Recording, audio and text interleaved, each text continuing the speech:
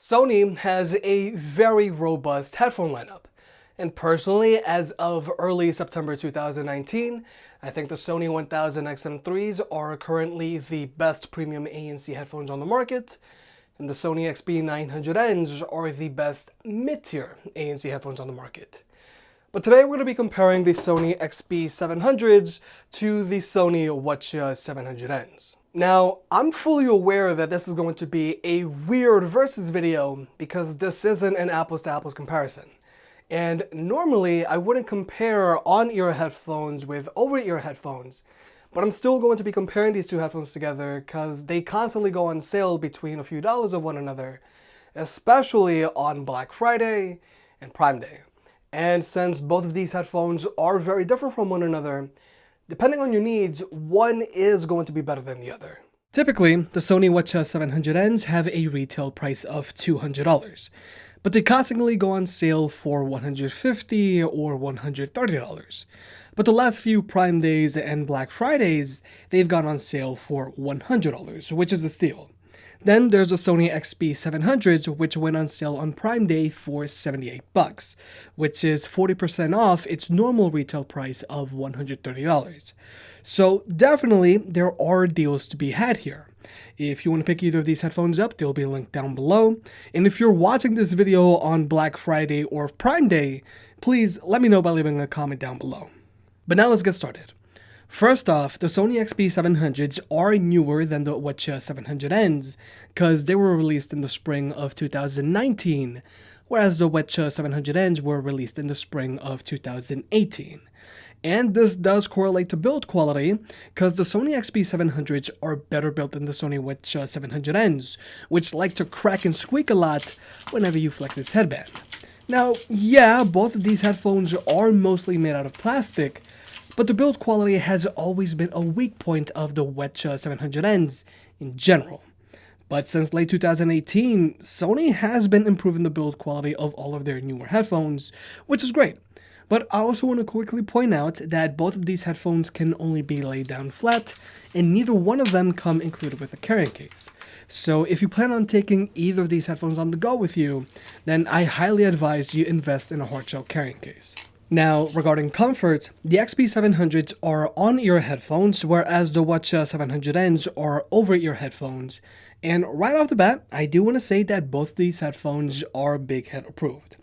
But in general, I'm not the biggest fan of on-ear headphones because you never forget they're there. But thanks to the XB700's soft ear cups and very minimal clamping force, I can wear these headphones for a good long while. But if you are looking for maximum comfort, then you might want to go with the WH-CH700Ns because they have super spacious ear cups. Surprisingly, the ear cups on the WH-CH700Ns are more spacious than the ear cups on the Sony XB900Ns and the Sony 1000XM3s. The only complaint I have comfort-wise on the WH-CH700Ns is that their padding is very stiff. But other than that, these headphones should be able to accommodate most ear types. Regarding tech specs, the XB700s have an advertised battery life of 30 hours, whereas the WH-CH700Ns have an advertised battery life of 35 hours with ANC turned on. Now, both of these headphones have way above average battery lives for headphones in their price range, which is great. But something to take into consideration here is that the XB700s charge via a USB-C port, which might be important to you if you're an Android user, whereas the WH-CH700Ns charge via a micro USB port. Now, when it comes to wireless connectivity, both of these headphones have stable connections, which is important. But both of these headphones can only be connected to one device at a time, so you can't hot swap with either of them. Both of these headphones also have zero latency when watching Netflix or HBO on your phone, but you will notice a slight latency when watching YouTube videos on an iPhone. Now, it's a very slight latency, and it is easy enough to ignore, but it's still there. But if you're an Android user, you're going to be getting zero latency across the board with both of these headphones. And for my Android users, the Sony WH-CH700Ns have both aptX and aptX HD support, whereas the XB700s have aptX support. But just keep in mind, if you do decide to use a custom EQ on either of these headphones, they're going to automatically revert back to SBC. So if you want to take advantage of those higher quality audio codecs, you're going to have to use them with their default EQ settings. But for my iPhone users, both of these headphones have AAC support. And if you don't know what SBC, AAC, or aptX means, don't worry about it because it's honestly just a nerd thing. But now, let's talk about how these headphones sound because they perform very differently. The XB700s are a part of Sony's extra bass headphone lineup for people who really like bass. And through their app, you can go in and raise the bass to the point where they're going to rattle your head. Now, yeah, all of this bass is fun and all, but it can get old after a while. So if you don't want to use it, you can just turn the feature off. Now, when you listen to music with these headphones, the EQ is going to constantly readjust itself to put an emphasis on the bass, depending on how high you have your bass turned up to. But it also means the EQ is constantly going to be moving the mids and vocals back and forth. Plainly said, if you want to thoroughly enjoy your music, you shouldn't crank the bass too high. Personally, I just like to keep mine at 4, but one of the reasons I really like these headphones is because their extra bass feature makes watching movies more immersive. If you crank the bass up on these guys, then when there's action going on, you feel it. So the main takeaway here is these headphones are fun to listen to. I wouldn't crank the bass up too high if you don't want to drown out the rest of your music, but the extra bass feature makes watching movies with these headphones more immersive. But then there's the WH-CH700Ns, which have a fully customizable EQ, so you can make them sound however you want, unlike the XB700, where you can only adjust your bass. And you can even have multiple EQ settings for different listening situations. Now, in general, the WH-CH700Ns do sound better than the XB700s because their mids and highs are much more pronounced, and overall they do have better instrument separation and a wider soundstage.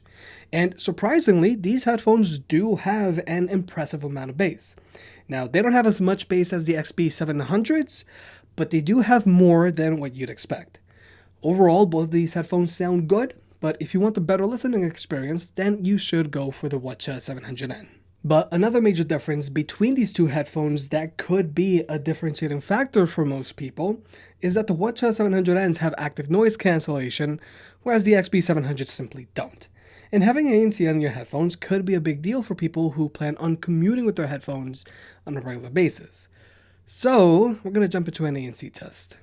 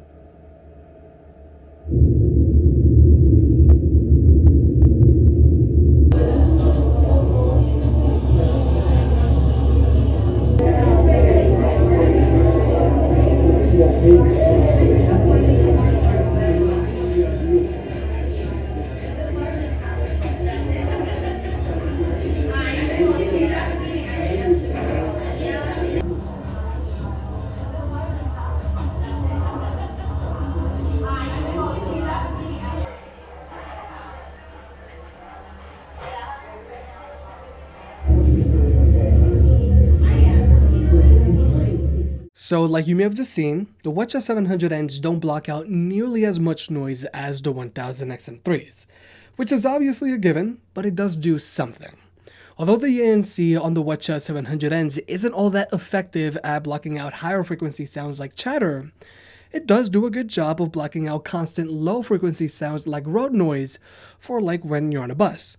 But in general, the ANC on the WH-700N is decent because it doesn't have any cabin pressure, there's no background hissing, and it doesn't change the way your music sounds. But if ANC is a big deal for you, then I would consider looking into the XB900Ns or the 1000XM3 obviously. Well, finally, let's talk about the microphones on these headphones.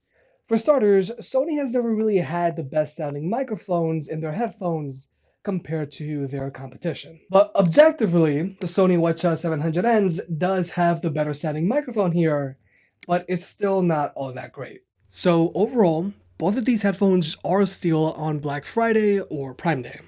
But personally, I would recommend you go for the XB700s if you're looking for an inexpensive pair of headphones to use at the gym. Their 30-hour battery life means you can go through a few workout sessions with them on a single charge, and their extra bass feature can help psych you out for your next set. Whereas if you're a commuter on a budget, then I think you should go with the WH-CH700N, because their active noise cancellation is pretty useful for your daily commute on the bus. But also, since the WH-CH700Ns just sound better and have over-ear ear cups, they might appeal to someone just looking for cheap headphones to listen to music with at home or watch Netflix on your phone. If you made it this far, I guess you enjoyed the video, so hit that like button and get subscribed. It helps out more than you realize. If you want to pick any other products up mentioned in this video, those will be linked in the description down below, and you can also support the channel by checking out the merch store. But other than that, I'll catch you next time.